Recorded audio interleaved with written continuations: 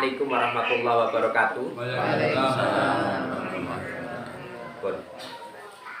Min amalin iktimadi alal amali nuqsanu rajai inda wujudi rajal min darajatil jalal.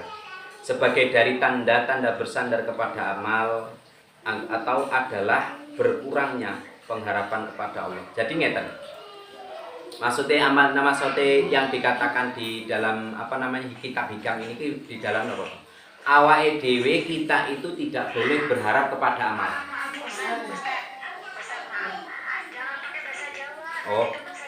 Oke. Wes min amalil iktimadi alal amali nuqsanu rajai inda wujudil jalal. Janganlah kita berharap kepada amal.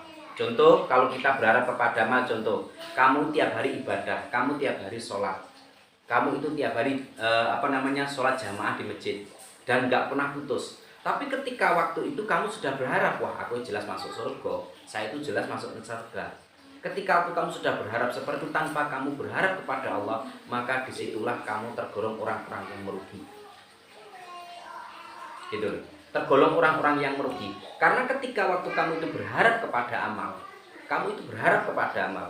Tapi ketika waktu kamu itu sholat Allahu Akbar, tapi kamu sudah merasa saya itu sudah sholat dan saya itu tidak pernah meninggalkan sholat, dan kamu pasti berharap aku jelas masuk surga. Tanpa kamu harap ampunan Allah, tanpa kamu harap rahmatnya Allah, maka disitulah orang-orang yang merugi dan disitulah tergolong ahli.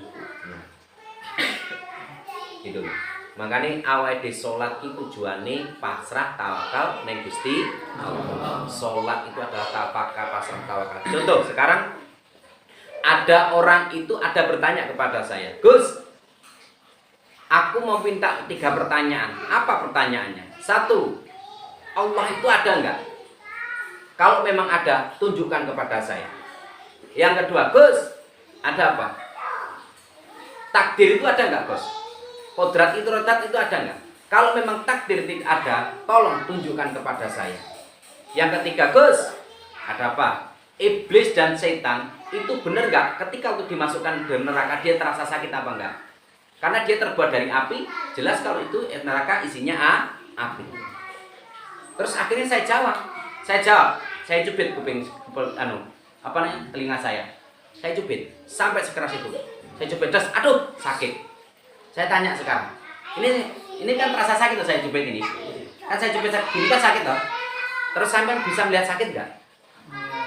Tapi terasa. Allah itu Maha Jasad, innama amruhu idza arada syai'an ayyakula kun fayakun. Setiap yang difasilitasi di dunia ini sampai merasakan enggak? Kayak angin, kayak gravitasi bumi, kayak oksigen yang setiap kamu hirup. Itu kamu terasa enggak? Terasa nggih? Tapi jenengan saya tanya, bisa melihat angin? Tapi bisa merasakan angin. Contoh sampai kalau angin puting beliung itu sampai kadang melayang-melayang sampai pohon pada tumbang, itu angin. Kita tidak bisa melihat. Sampai saya paling mudah aja, sampai bisa melihat kentut.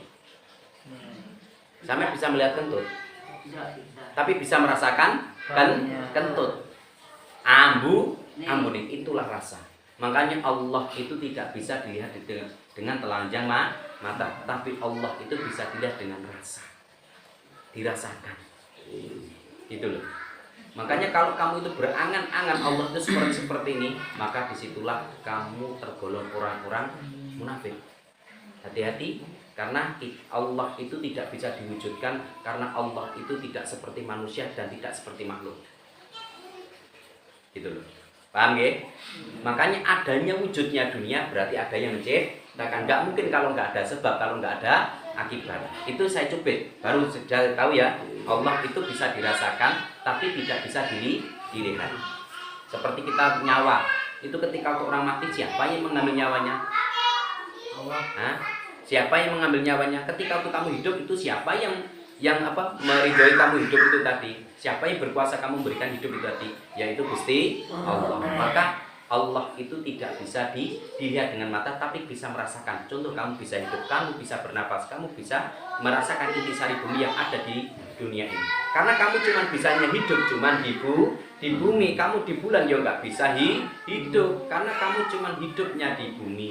Karena ada sinar matahari, karena ada oksigen, karena ada gravitasi bumi, karena ada intisari bumi seperti buah-buahan dan tumbuhan dan hewan. Itu sudah difasilitasi sama Allah di bumi ini. Terus yang ketiga, ada nggak yang namanya takdir, Gus? Ada nggak yang namanya kodrat, Gus? Saya nyubit kayak gini, apa yang tadi sudah saya rencanakan? Tadi malam apa saya ngomong? Saya mau cubit ini, saya mau cubit ini. Ada nggak? Kan nggak ada. Berarti kejadian sampai ngumpul di sini sudah kejadian sekarang ini. Itulah yang namanya takdir. Kamu bisa berkumpul di sini, saya cubit ini, apa saya rencanakan? Kan enggak? Lah inilah takdir. Makanya setiap apapun yang diberikan Allah kepada kalian semua itu sudah takdir. Kamu diciptakan jadi perempuan, kamu diciptakan jadi laki-laki, itu sudah takdir. Apa ya kamu itu minta? Kamu diciptakan jadi laki-laki, saya tanya dari Lauh Mahfuz tadi, aku ya Allah pengen jadikan laki-laki, terus ternyata Allah menjadikan kamu perempuan. Apa yang kamu minta? Kamu diciptakan di dunia Allah, di ini kamu minta? Kan nggak ada toh? Karena itu sudah rahmatnya Allah, itu sudah takdirnya. Itulah jadi namakan kodok-kodoknya Allah. Terus yang ketiga, kulit dengan CJ iblis itu kenapa kok tidak bisa? Ketika waktu iblis itu kenapa? Ketika waktu dicubit terasa iblis dan setan itu ketika waktu dimasukkan api neraka terasa tidak sakit. Kan ngoten toh? Tapi kenyataannya nopo? Kenyataannya nopo? Ketika waktu kulit dengan kulit tak tepoknya loro-loro apa rai? Loro. Tak tempiling kira-kira jenengan sakit mboten? Ayo sapa sing kira-kira ndajal tak tempiling gini. Sakit mboten? Sakit. Sama seperti iblis. Apa jin ketika dimasukkan neraka jelas dia akan terasa sakit. Dia akan terasa panas. Ketika waktu manusia meskipun terbuat dari tanah, ketika ditimbun tanah, yo mati, kena banjir bandang longsor mati. Gini mboten? Lah berarti sama seperti iblis juga seperti itu tadi. Makanya disinilah kenapa toh awake dhewe iki kudu iso belajar wong sing tawakal tenanan. Jangan tergantung dengan amal. Merasa amalmu baik, kan sudah saya ada kisah orang yang umur 95 tahun mulai dari 15 tahun dan sampai 95 tahun dia itu beribadah kepada Allah. Kan kalian tahu kemarin beribadah kepada Allah, tapi dia mengandalkan amalnya. Suatu ketika dia mau ambil air wudhu dan jam 12 malam ada seorang itu duduk. Ternyata dia seorang malaikat Allah yang selalu bersinar dan duduk. Ketika mau ambil wudhu, si orang yang ahli ibadah umur 90 tahun tadi melihat. Ketika waktu dia melihat, dia langsung panik. Siapa kamu? Saya adalah malaikat Allah. Apa yang kamu bawa? Ini adalah buku catatan kekasih Allah. Kekasih Allah. Lah kenapa kamu bawa? Kenapa kamu bawa? Ini terus akhirnya dia berbangga diri, orang yang merasa ahli ibadah tadi, tidak pernah dia itu telat dengan tahajudnya, tidak pernah bolong-bolong tahajudnya, setiap hari sholatnya tidak pernah dia lupakan, dan setiap malam itu berzikir terus kepada Allah, sholat terus kepada Allah tanpa memikirkan tetangganya. Akhirnya apa? Ketika waktu dia sholat terus akhirnya sampai umur 15 tahun dia tidak pernah berhenti untuk tidak pernah berhenti untuk beribadah kepada Allah. Suatu ketika waktu dia mau ambil air wudhu, ada seorang malaikat Allah yang sudah duduk di situ menanti dia. Terus ditanya, wahai malaikat Allah, ada enggak nama saya yang di kitabmu itu? Karena di situ ada tulisan kekasih Allah itu tadi. Akhirnya malaikat Allah itu bertanya, menjawab, maaf ya, saya buka dulu, saya lihat dulu, ada nggak nama? Ternyata dilihat sampai 3 kali tidak ada namanya. Terus dia sampai bersungguh menangis. Karena apa? Kamu sholat itu sekarang saya tanya, sampai pendak dino sholat, sampai pendak dino jamaah, sopo sing bangga karo sampean? Enek nggak sing bangga sampean? Ketika aku tiap hari sampai sholat, setiap hari sampai jamaah, enek nggak sing bangga sampean? Bersama manusia, gak enak gak? Tapi kalau setiap hari sampai itu beribadah dengan hartamu tiap hari, ayo sopo ki rame, gak boleh rame. Ayo Talita gak boleh rame Talita. Setiap kamu itu tiap hari ada hartamu kamu sisihkan kepada fakir miskin, sisihkan kepada anak yatim. Ada nggak yang membanggakan? Ada kan, tiap hari kamu berbuat baik kepada seseorang. Gitu loh. Gitu loh. Makanya disinilah kita harus tahu ibadah yang paling tertinggi adalah ibadah khairunas anfa'hum linnas. Ibadah yang paling tertinggi itu adalah bermanfaat untuk orang lain. Makanya seorang pelacur gara-gara meminumkan air, ya kan? Meminumkan air. Gak usah, abe ngaji, gak usah. Ayo abe kakak itu sana. Tuh loh. Akhirnya seorang pelacur gara-gara memberikan minum air di padang pasir dia jadi ahli surga. Auf dan Rojak di dalam kitab Ihya Ulumuddin dia ahli neraka, tapi karena berprasangka baik dan mengharapkan rahmatnya Allah, dia menjadi ahli surga. Padahal Auf dan Rojak itu di dalam kitab Ihya Ulumuddin sudah dijelaskan. Dia itu ahli neraka. Tapi gara-gara rahmatnya Allah, dia menjadi ahli surga. Berarti di sini kita hanya berharap kepada Allah. Jangan berharap mengandalkan amal ibadah sampean. Merasa sampai pendak dina salat, merasa sampai pendak dina iso rono-rono, tapi akhirnya mengandalkan aku sesuk insyaallah masuk surga karena amal aku wis akeh. Itulah yang akan orang-orang yang merugi. Karena kamu termasuk orang miskin. Karena apa toh? Ikhlas itu bertempat di ruh. Kalau kamu sholat tapi kamu takut kelihatan orang, itu sifatnya riya. Tapi kalau kamu sholat pingin dilihat orang, itu sifatnya musyrik. Musyrik dan syirik. Bayangkan loh, sampai sholat agar tidak kelihatan orang, itu kan riya. Biar tidak kelihatan orang, ya kan? Mulai kelihatan uang, kayak contoh sampai makan perhiasan bagus, kan sifatnya kan dilihat uang, sifatnya riya. Tapi kamu sholat, kamu ibadah agar kamu biar dilihat orang, ben supaya dibanggani wong. Kuwi sifate musyrik. Musyrik kecil kuwi. Karena awakmu ibadah ora krana Allah, pengen delok wong, pengen diwah wong, pengen diwah orang itu loh. Dianggap kamu itu orang alim, dianggap kamu itu orang hebat. Ketika waktu kamu menjelaskan apapun ketika waktu kamu menjelaskan apapun, terutama di TikTok guys, ketika waktu menjelaskan agama, ketika waktu kita menjelaskan agama, terus di bawah itu ada taipangan, Masya Allah Ustaz Alillah. Di dalam hatimu berbangga diri, itu sebenarnya musyrik sudah. Karena kamu sudah menjelaskan agama untuk orang, biar dibanggakan orang. Makanya kamu sholat, ketika waktu kamu sholat, kamu mengakui diri kamu itu bisa sholat. Terus akhirnya kamu sholat karena dilihat orang, wih sifatnya wis dadi syirik. Bukan riak lagi loh, tapi syirik lah misalnya. Karena kamu menuhankan selain Allah. Yarfa'illah, bangkane apa, innallaha yuhibbut tawabina wa yuhibbul mutatahhirin. Sesungguhnya Allah menyukai orang-orang yang bertaubat. Maksudnya bertobat di sini buat tiap hari bertobat enggak? Tapi Allah ini paling wong seneng, paling suka wong ketika waktu kamu tuh ada orang yang pernah melakukan dosa, ketika waktu kamu dosa menyadari kedosaanmu dan sadar dengan perbuatan dosamu, tapi terus kamu itu bertobat kepada Allah, itu wong paling seneng daripada awakmu tiap hari ibadah, tiap hari tiap hari ibadah, tiap hari sholat, tiap hari wiritan, tapi di dalam hati merasa bangga diri. Itu malah orang-orang yang lebih baik, orang yang ahli zina, ahli maksiat, tapi tiap hari dia itu minta ampunan rahmatnya Allah, minta apa jenenge, minta ben diampuni Gusti Allah. Akhirnya merasakan rahmatnya Allah. Itulah orang-orang yang disukai paling Allah. Karena apa? Innallaha yuhibbut tawabina wa yuhibbul mutatahhirin. Innama yataqabbalallahu minal mustaqim. Sesungguhnya Allah hanya menerima amalan dari orang-orang yang bertakwa. Apa toh? Gusti Allah iki menerima amalan orang-orang yang bertakwa. Takwa ki apa to, Bu, maksudnya? Paham? Bertakwa ki apa? Allah cuma menerima amalan orang-orang yang bertakwa. Bertakwa ki apa? Berpasrah diri. Lek beriman keyakinan, tapi kalau wong bertakwa kuwi berpasrah diri kepada Allah. Wis pasrah. Ada seorang waliullah dinaskan masuk neraka.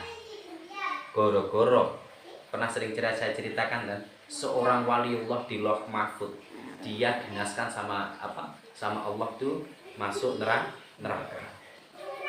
ketika waktu dia masuk neraka. Tapi ketika itu ada malaikat Jibril yang melihat dia itu kok nasibnya di Lauh Mahfuz masuk neraka, padahal dia seorang wali. Akhirnya kan didatangi sama malaikat Jibril. Ya kan? Ketika waktu dia didatangi malaikat Jibril ditanya, "Wahai waliullah, kamu itu sudah di Lauh Mahfuz itu sudah dinaskan masuk neraka. Nyapo kowe kok sempanggang ibadah? Nyapo kok kowe kok sempanggang sujud ning Gusti Allah? Badal awakmu kuwi wis dinasni masuk neraka. Perbuatanmu itu sudah sia-sia. Ngapain kamu ibadah?" Terus jawabannya waliullah itu gimana? "Wa ma khalaqul jinna wal insa illa liya'budun." Aku diciptakan oleh Allah itu tujuannya hanya untuk beribadah. Masalah surga dan neraka itu urusan Allah. Kalau Allah itu suka, ridho saya masuk neraka, saya ikhlas. Karena saya hanyalah wayang manut dalang. Saya hanyalah wayang, yang menggerakkan hanyalah Allah dalangnya. Maka di sini saya cuma ditugaskan di dunia ini hanya beribadah. Masalah surga dan neraka urusannya Allah. Saya nggak ikut campur, itu hak prerogatifnya Allah. Karena kepasrahan itulah dia akhirnya sama Allah. Karena malaikat Jibril kembali ke Lauh Mahfuz, ternyata di situ Allah sudah merubah namanya menjadi ahli surga. Lah karena kenapa terus akhirnya waliullah itu bertanya kepada malaikat Jibril, "Wahai malaikat Jibril, kenapa saya itu kok sampai masuk neraka? Kok kenapa saya itu kok dinaskan masuk neraka?" Akhirnya malaikat Jibril itu berkata, "Kamu ingat dulu ketika waktu kamu itu umur 15 tahun, kamu itu sedang tidur dan waktu itu pada tiba subuh. Lah, waktu tiba subuh itu tadi ibumu itu ada, kamu mendengar ibumu itu berjalan untuk membangunkan kamu, untuk mengetok ke kamarmu, tapi kamu pura-pura tidur lagi. Goro-goro pura-pura tidur lagi, akhirnya Allah itu benci kepada si waliullah itu tadi, akhirnya dinaskan masuk neraka. Badal cuman pura-pura tidur ketika waktu ibunya mau membangunkan. Lah kira-kira jenengan kuwi mau lho, kira-kira karo gue terus piye iki? Ayo. Padahal cuma ngapusi pura-pura tidur, Allah aja melaknat, apalagi kita setiap hari ketika waktu disuruh ibu kadang dibantah. Ya bulan puasa lah ya. Kemarin saya sudah jelaskan lah, mau bulan puasa lah ya. Mau bulan puasa jelasnya apa kemarin? Malaikat Jibril pernah berdoa, "Ya Allah, dan yang mengaminkan Muhammad, apabila ada seorang anak yang durhaka kepada orang tuanya, maka jangan terima amal ibadah puasanya." Mumpung saiki kalau masih orang tuanya masih ada, biru abaakum tabirukum abnaakum, muliakanlah orang tuamu, maka kamu akan dimuliakan oleh anakmu. Al jannah tahta adamul ummahat. Surga itu di telapak kaki ibu. Mumpung masih enek, hormati dia, muliakan dia. Jangan sampai kita membimbing nangis kedua orang tua. Ye, gue pesen. Terus yang kedua terakhir, mumpung ini mau bulan puasa, kalau ibunya sudah tidak ada, ya disambangi niku kuburan. Sampean meskipun pendak dino ki ziarah ning Wali Songo mriku.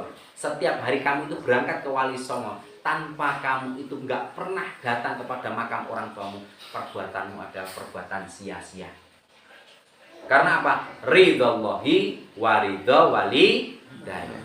Ridhoni Allah itu tergantung kedua orang tua, terutama ibu. Lah sampean pendak dina ziarah ke makam rono-rono, badal wali sing keramat diarani wali katon, wali yang paling dekat dengan kita adalah ibu. Maka saya sering katakan tol-tol besli. Kalau entol ini dijibet, kalau ini paha ini saya cubit, maka mata akan memberbes, milih ngetol karena air mata. Tapi kalau mata kecolok, paha tidak akan melihat, kaki tidak akan melihat. Sama ketika waktu susahnya anak, bingungnya anak, orang tua ikut nangis, orang tua ikut merasakan susahnya anak, payahnya anak. Tapi ketika waktu orang tua susah, orang tua sakit, kadang apa? Kalau orang tua lagi sedang sakit, awake bingung lek ndang-ndang. Aja loro tanduk. Ya Allah, kalau memang anakku sakit, biar saya aja yang sakit ya Allah. Pindahkan penyakit ke tubuh saya. Nggih mboten? Tapi ketika waktu orang tuamu sakit udah jadi kembangnya amben, datangi seorang kiai. Gus, dalem. Aku lho Gus.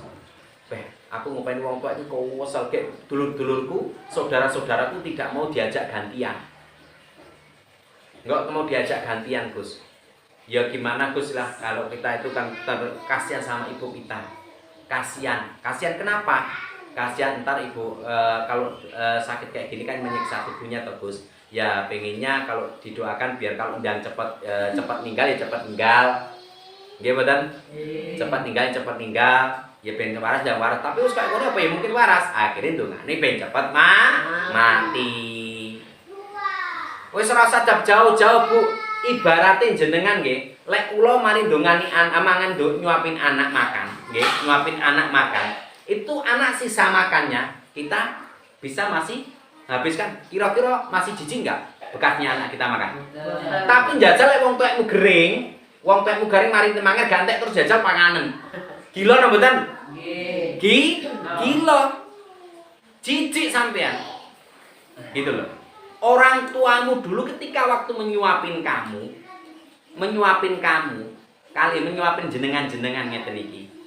Lah menyuapin jenengan ngeten iki. Ketika waktu ngoten niku coba jenengan rasakan. Waktu sampai nyuapi blek, dulang. Didulang. Waktu didulang jenengan niku, terus kira-kira sisa. Tapi sampai akhirnya jenengan teknik dhewe, nggih mboten? Lek sampe nyuapin anak gitu. Tapi ketika waktu sampai orang tuamu loro, apalagi seratus sikatan, mambune budale penguk. Gitu.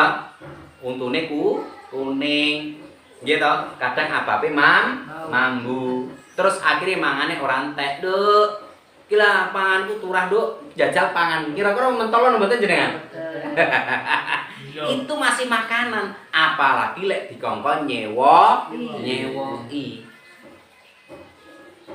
Wila, makanya kasih sayang orang tua itu sepanjang masa, kasih sayang anak sepenggal jalan. Usahakan bahagiakan kedua orang tua kalau orang tua masih ada. Itu penting karena itu jalannya kita masuk surga. Masuk untuk ridhonya Gusti Allah. Itu pesan saya seperti itu. Karena saiki zaman wis seperti ini, zaman wis akhir, saiki Merapi wis meledos, Semeru wis muntah. Gitu. Saniki kathah wis koyo ngeten iki, zaman wis padha koyo ngeten iki. Hati-hati, perbaikilah hubunganmu kepada Allah. Ketika waktu kamu jangan sibuk memperbaiki dirimu di hadapan orang lain. Sampai sehebat apapun untuk memperbaiki diri kamu, kalau orang yang tidak suka dengan kamu, maka sebaik apapun kamu berbuat baik, maka tidak akan kelihatan baik. Makanya cukup kamu perbaiki dirimu kepada Allah. Kalau ketika waktu kamu memberikan sesuatu kepada seseorang, lebih baik kamu lupakan itu, jangan kamu ingat-ingat. Kamu berbuat kepada jenengan, orang jenengan kayak contoh, ada seorang pengemis, ya kan? Terus sampai itu mempunyai rasa ibah, kamu belikan makanan. Kamu belikan makan ya sudah, itu adalah haknya dia. Jangan kamu berharap, oh ini untuk sutaku, ben aku untuk ganjaran. Itu aja sampai berharap seperti itu. Gitu. Lek sampai memberikan sedekah ben sampai untuk ganjaran, kuwi rata-rata sampai sifatnya berarti di dalam diri kalian belum ada keikhlasan. Ngasih saja. Berikan saja. Itu masalah itu urusannya Allah. Karena rezeki yang ada di dalam diri kita itu bukan hak milik kita. Ada sebagian kecil hak milik anak yatim dan fakir miskin. Perjuangkan itu. Setiap sampai memberikan apapun jangan diingat-ingat. Makanya sering saya katakan tuh, ada dua hal yang harus kita lupakan, ada dua hal yang harus kita ingat. Yang kita lupakan adalah kebaikan kita kepada orang lain dan keburukan orang lain kepada kita lupakan. Lek sampai pernah disalahi tonggomu, pernah difitnah tonggomu, ya kowe melupasno. Gak usah diling-iling meneh. Gitu loh. Pernah dijahati tonggomu, ya wis ben lepasno. Ora aja malah dirasani, ya padha ae. Ngomong lepasne tapi aku lho, dulurku lho koyo ngono kae. Aku ki lemah sepurane kok piye tapi aku delek-elek ning ngarepe wong. Nggih mboten? Yo contoh yu kayak dolan yu. Aku ku badal wis ra tau nyalon tapi yo kono nyalahi ning aku ngelek aku. Ya mboten? Biasane ngoten niku. Lah ketika waktu ngoten niku berarti sama seperti kamu memakan bangkai saudaramu sendiri. Sama makan bangkai. Pahala-pahala yang pernah kamu lakukan itu akan luntur semua, akan hilang semua. Ketika waktu kamu itu ngomongin orang atau menggibahi orang, apalagi keburukan orang. Itu yang sering kita rasakan, yang sering kita amati di kehidupan tadi. Makanya dilarang untuk menjelek-jelekan orang atau ngomongin keburukan orang lain. Tapi kalau kamu ngomongin kebaikan orang lain, bahas sudah tenang salah. Yuk kali yuk delon. Wong kaya kok yo ganteng, apalagi kalau sing ngomongnya tadi ganteng kan gitu ya. Iya kan? Sing ngomong kayak saya itu ganteng, meneng, lambene manis kan gitu. Ya lek sapa lek momene aku enggak muji diriku sendiri, terus sapa sing muji? Bojo ya ora duwe. Lah, dari situ ketika waktu kita sering ngomongin kebaikan orang lain, kamu ceritakan kemana-mana kebaikan orang lain, itu malah kamu akan mendapatkan pahala. Karena ketika waktu orang kamu ceritakan kepada orang lain kebaikan seseorang tanggamu, itu dia akan berprasangka buruk kepada orang itu tadi. Berprasangka baik husnudon. Tapi kalau kamu sudah menceritakan, kalau jenengan itu sudah menceritakan keburukan orang lain, maka tetanggamu yang tidak tahu apa-apa akan tahu keburukannya, dia akan suudon. Maka itulah termasuk dari tergolong amal jariah keburukan jariah itu tadi. Makanya yang hati-hati ketika waktu memang tidak mau ketika waktu dia berjelek itu nggak usah kita ceritakan, kita tutup aja agar kita bisa menjadi orang selamat. Percuma kita tiap hari sholat, percuma kita tiap hari ibadah kalau endingnya kita suka menggibahi orang. Paham nggih? Satu, pesan saya, jangan berharap kepada amalmu, tapi tetap berharap kepada Allah. Karena amalmu belum tentu kamu bisa hubungan sedekat ketika waktu kamu sholat kepada Allah. Gitu loh. Karena banyak orang yang sholat tapi hatinya tidak bisa sholat. Makanya di dalam Bidayatul Bidayah dijelaskan orang itu lebih baik mabuk alkohol daripada mabuk di dalam sholat. Karena ketika waktu kamu mabuk di dalam alkohol, coba orang kamu teler, orang mabuk, kamu tanya, pasti dia akan menjawab. Kadang malah jawabannya bisa jujur. Tapi ketika waktu kamu sholat, pikiranmu itu waras, pikiranmu itu baik. Tapi ketika waktu sholat, Allahu Akbar, ya Allah, uang saya hilang kemana ya tadi ya? Ya Allah, besok saya itu mau bayar utang tabungan. Tapi ketika waktu kamu sholat, kadang rokaatnya lalai, rokaatnya lupa. Lah, disitulah yang dinamakan mabuk di dalam sholat. Makanya kalau orang mabuk di dalam sholat, ya seperti itu tadi. Makanya fawailul musholin. Barang siapa ketika waktu dia sholat lalai pada waktu sholatnya, maka Allah akan memberikan neraka, yaitu neraka wel.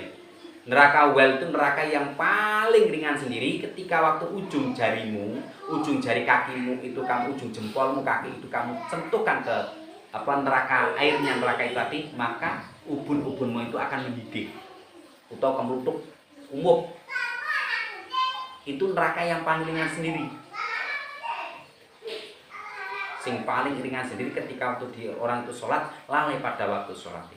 Maka disinilah kita harus setiap hari belajar antara sholat hati dengan sholat syariat. Sholat hati seperti apa? Kita isi terus hati kita dengan lafaz-lafaznya Allah. Kayak contoh Allah tiap hari, gak pernah putus. Maka di dalam surat Al-Mu'minun dijelaskan as-sholatu daimun, sholat daim, belajar untuk membersihkan hati dengan dikir-dikir atau dengan mengucapkan Allah, lafaz-lafaznya Allah tiap hari. Jangan sampai putus. Gitu loh. Kalau hatimu sudah terisi lafaznya Allah, dan sudah terisi dan suka dengan zikirnya Allah dan suka dengan merasakan kenikmatan ketika waktu kamu hidup, maka disitulah kamu akan sambung. Karena setiap apapun yang diberikan kepada kamu, setiap apapun yang diberikan ujian kepada kamu, itu kamu akan rasakan dengan nikmat, bukan malah ngeluh. Gitu loh. Gini badan? Wes, yang penting saya niku pesan saya, jangan berharap kepada amal, tetap hati bersihkan, pasrahkan kepada Allah, tawakal kepada Allah, karena Allah itu akan menerima amal-amal orang yang bertawakal atau berserah diri kepada Allah, bukan karena mengandalkan amal ibadah, karena saya merasa sudah beramal, saya merasa sudah bersolat, dan saya merasa pintar baca kitab bisa bla bla bla, tapi di dalam hati masih ada sombong, maka amal yang kamu perbuat akan nol nilainya. Paham nggih? Wis cukup segitu, wudu kayak ngaji. Assalamualaikum warahmatullahi wabarakatuh. Waalaikumsalam warahmatullahi wabarakatuh. Pun apa kae? Niki nyeritakake antarané Islam karo Islam. Islam karo Islam. Makane enek sing darani salat karo syalat. Lek salat kuwi wong sing ngerti tentang salat. Tapi lek wong salat ya kuwi awak ngisi lidah. Isone sholat jengklat-jengklit tapi gak ngerti maknanya sholat, tidak tahu yang dinamakan artinya sholat gitu loh. Makanya sing diarani sholat itu, sing diarani sholat pertama toh Islam kan, Islam. Makanya pertama yang dinamakan rukun dulu, kita tahu rukun. Rukun itu apa toh? Kudu rukun dulu, antara hati, ucapan, pikiran, tindakan itu harus sama. Itu yang dinamakan rukun. Kalau kita sudah rukun di dalam hati dan pikiran dan tindakan kita sudah rukun, maka kita akan tahu yang dinamakan Islam, isi dan alam. Makanya kalau orang Islam cuma bisanya Islam, Isya, luhur, Isya apa terus? Subuh, luhur, asar, maghrib. Sebenarnya itu cuma Islamnya yang di dalam syariat. Tapi yang di hakikatnya Islam itu adalah iman dan ikhlas. Ini wong urip iku kudu iman karo ikhlas. Lele awakmu wis iso iman, percaya ning Gusti Allah, yakin ning Gusti Allah, yakin kepada Allah, baru kamu akan tahu yang dinamakan keikhlasan. Keikhlasan ini apa? Awakmu ditakdir nih karo Gusti Allah, diciptakne dadi kaya apa, kudu nrimo, kudu ikhlas. Gitu loh. Itulah yang dinamakan kesadaran. Sadar sesadar-sadare lek aku diciptakne karo Gusti Allah, kabeh ki namung kehendak Gusti Allah, kabeh namung kodrat idrodate Gusti Allah, ketetapane Gusti Allah. Sampai lek kaya aku pengen diciptakne dadi anak presiden, saya pengen diciptakan dadi anak presiden. Anak presiden sugih penak dimulyani, donyane akeh. Tapi kalau Gusti Allah sampai diciptaknya, sampai ditaruh di rahimnya ibu sampai diciptakne dadi wong Banyuwangi pendadino penggaene macul karo nyawa. Akhire tangi turu sampai durmek akhire ning galengan dangil. Itu loh. Makanya dari situ harus ikhlas. Setiap apapun yang ditetapkan oleh Allah kepada kita, kehidupan apapun kita harus ikhlas. Makanya dinamakan Islam ini bukan cuma Isya, subuh, luhur, asyar dengan maghrib, bukan. Tapi sejati hakikat Islam itu adalah ikhlas, iman dan ikhlas. Kalau kita sudah iman mantap nih Gusti Allah, yakin nih Gusti Allah, baru kita akan menerima keikhlasan, karena kita semua ini hanyalah titipane Gusti Allah. Kita ini hanyalah dititipi, mulai jasad, tubuh. Contoh kayak mobil cuma kontak cetes, akhirnya bisa hidup. Mobil itu ketika untuk kamu hidup kan bisa hidup, tapi ketika untuk kamu nggak jalan kan nggak bisa jalan. Mau kamu tabrakan gitu terserah, karena kita dikasih pikiran dan hati. Allah sudah menghidupkan kamu melalui ragamu. Kita dikasih pikiran dan hati untuk tahu arahnya tadi kemana. Kalau mobil kamu mau tabrakan, kalau kamu tubuh mau berbuat buruk, ya terserah.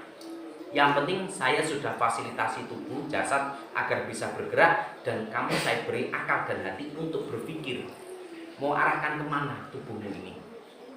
Mau arahkan yang baik ya monggo, kamu arahkan yang buruk ya monggo. Itu terserah kamu, itu jalan kamu. Itulah yang dinamakan takdir mu'alaq atau takdir yang bisa merubah. Allah tidak akan merubah nasib seseorang kalau manusianya tidak mau berusaha berubah sendiri, tidak mau berpikir antara kehidupan itu tadi.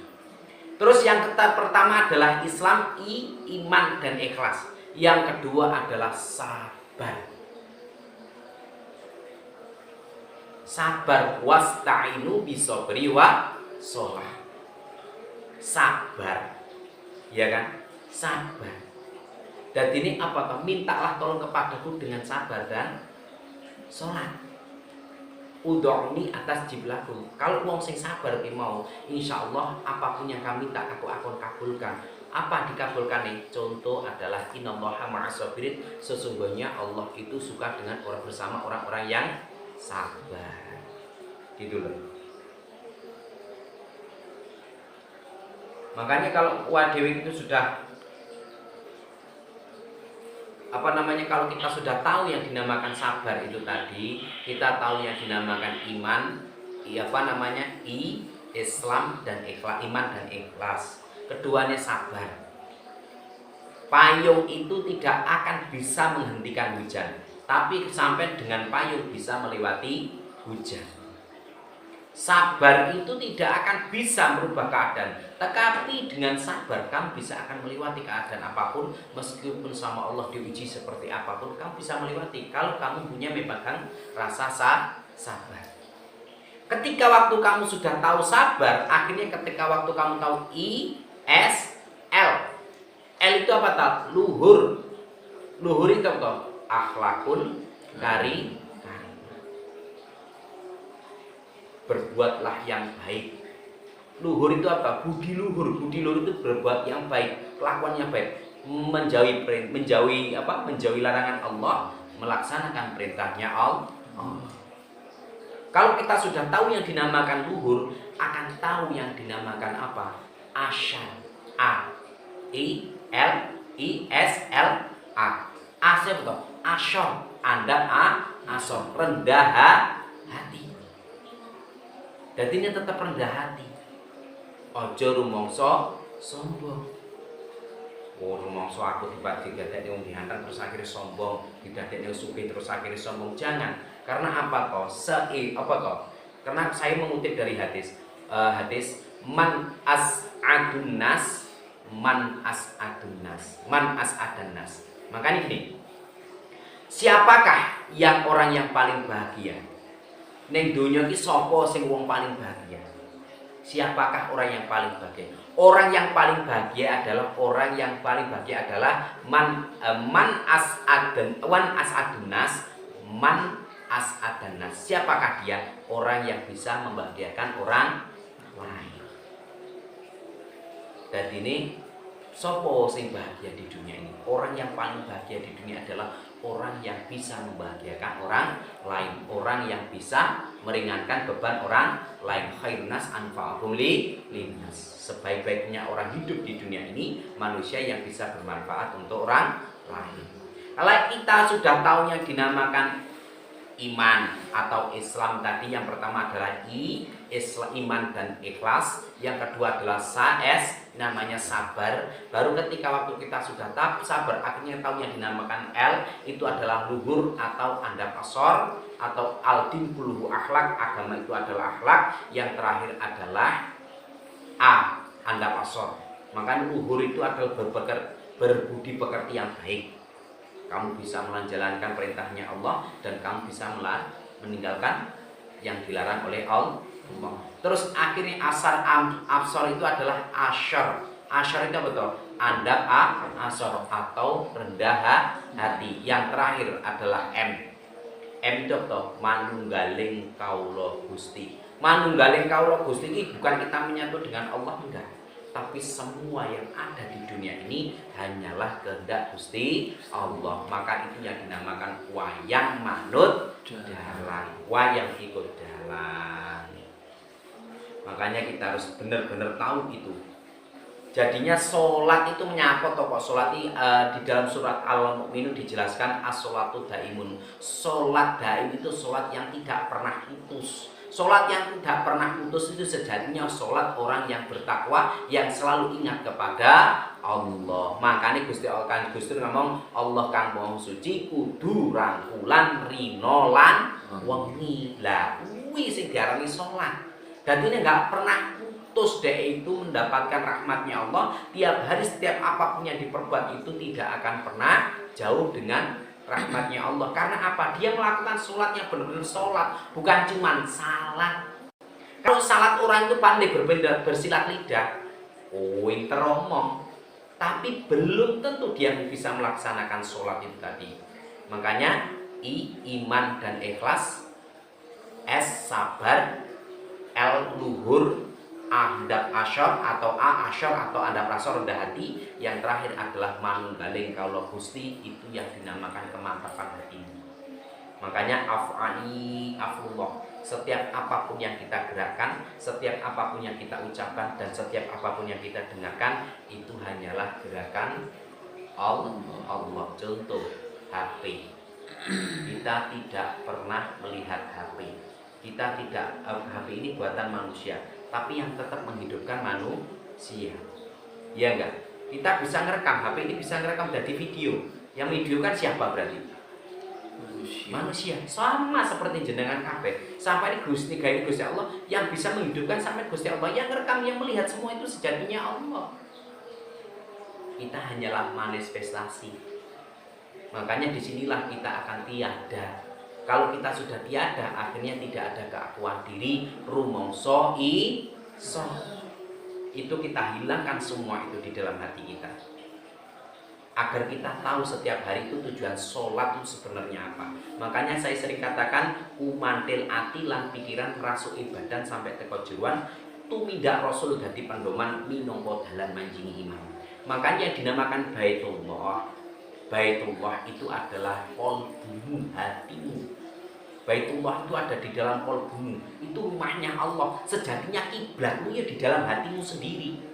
Wis sing diarani kemantepan hati, makanya dirapatkan barisan, bukan rapat barisan, bukan, rapatkan hatimu kepada barisanmu, kepada ini hatimu, qalbumu itu adalah kiblatmu. Makanya dinamakan Gusti bagusi hati atau sebaik-baiknya hati. Makanya Gusti Allah sebaik-baiknya hati neng tingkah polah.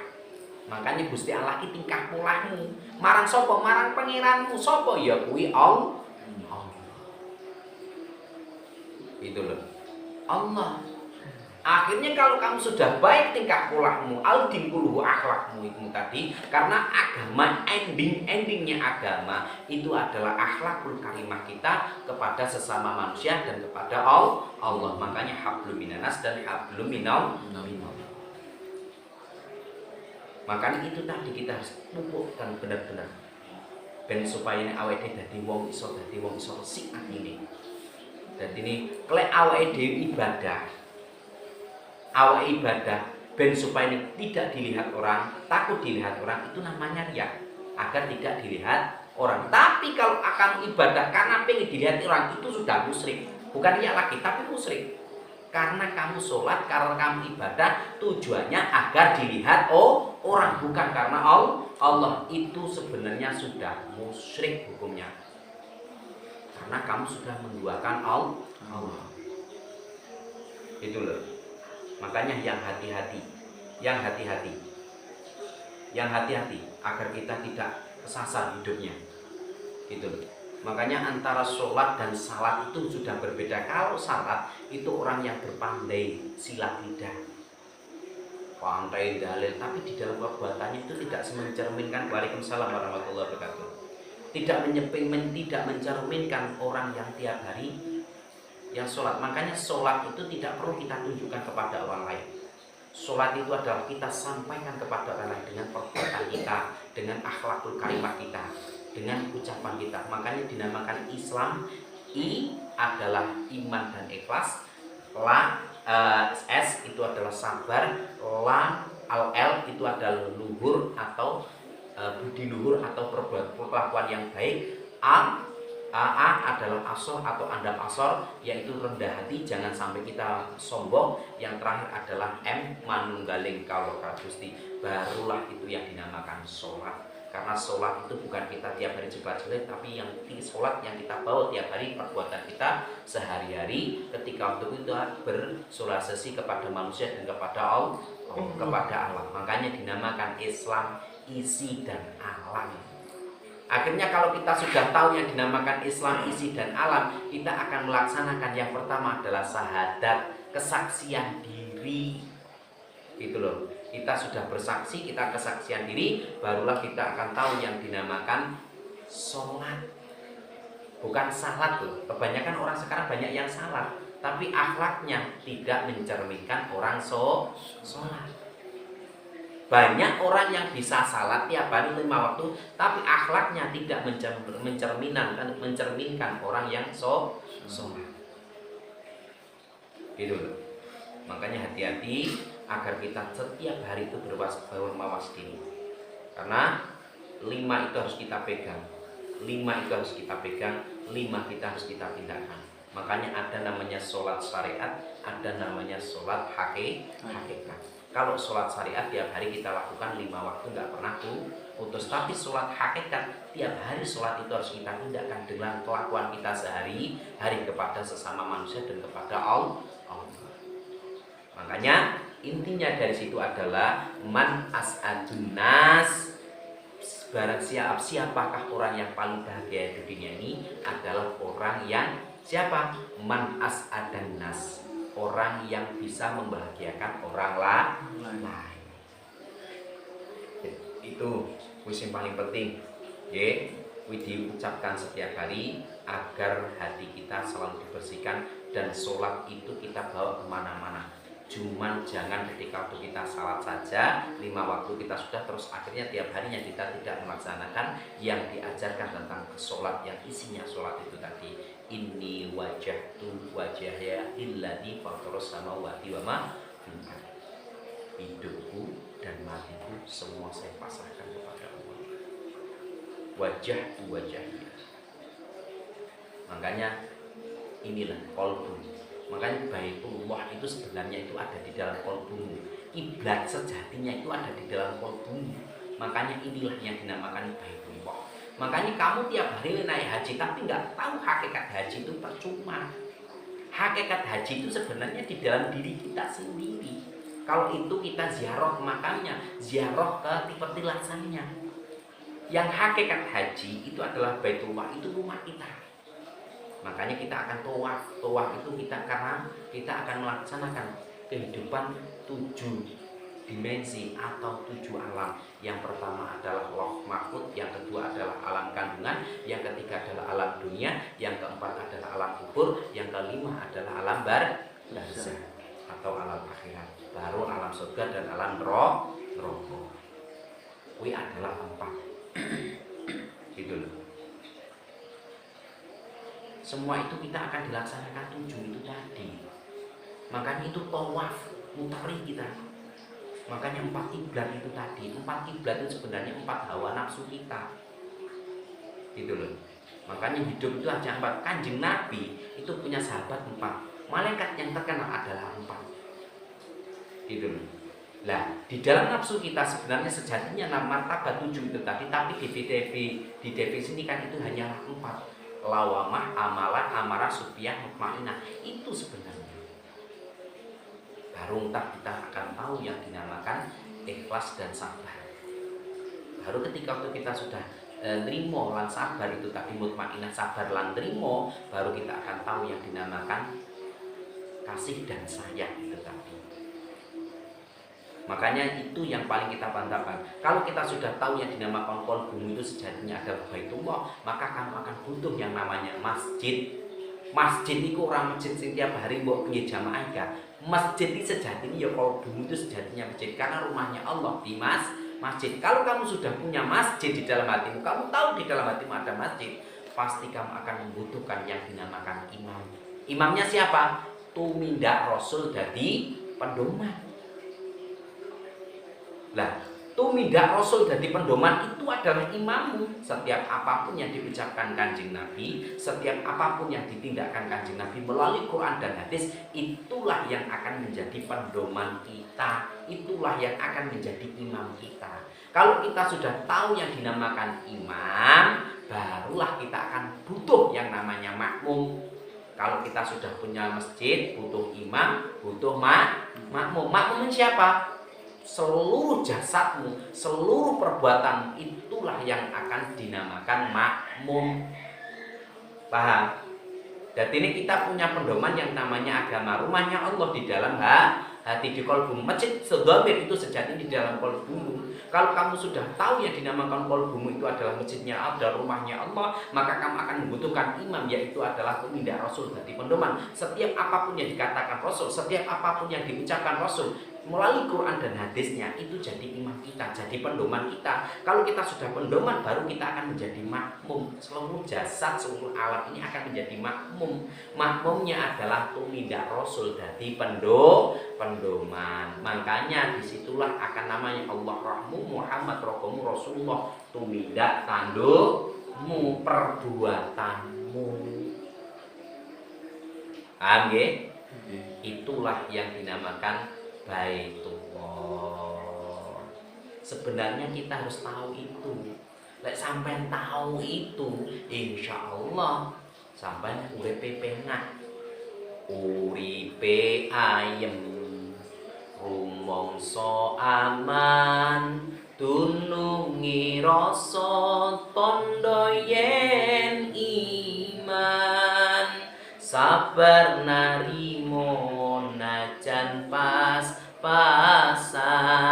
kabeh tinatir maring pengiran. Uripe ayem rumangsa amat. Lah aku duwe rumangsa uripe ayem, aku gak mikir sesuk sing tak pangan apa. Aku gak pernah kerja. Saya tiap hari cuma di rumah merawat anak. Apa yo mikir aku sesuk sing tak golekne pangan apa anakku? Piye amri anakku cukupe? Kan enggak. Yang penting aku urip ning kene, aku niatku ning kene ngopeni anak, berarti aku wis megawe. Karena saya kerjanya ngerawat anak dan saya tiap hari belajar. Lah bisa aku ngerawat anak, berarti aku megawe ning anakku. Lah Gusti Allah kok sing gaji aku. Gajine pelatih, wallahu a'lam. Gitu loh. Nyatanya aku nggak pernah kelaparan, aku nggak pernah keluwen. Tetap cukup. Gitu loh. Kemana-mana ya nggak bebas karena kita sudah tidak membutuhkan dunia, tapi dunia lah yang bisa membutuhkan apa. Karena apa? Janganlah kita memikirkan apa-apa, tapi kita pikirkan yang punya apa-apa. Insya Allah apa-apa akan memikirkan kita. Tapi lah awak memikirnya apa-apa ya bakal orang itu apa, nggak bakal dapat apa-apa. Gitu ya.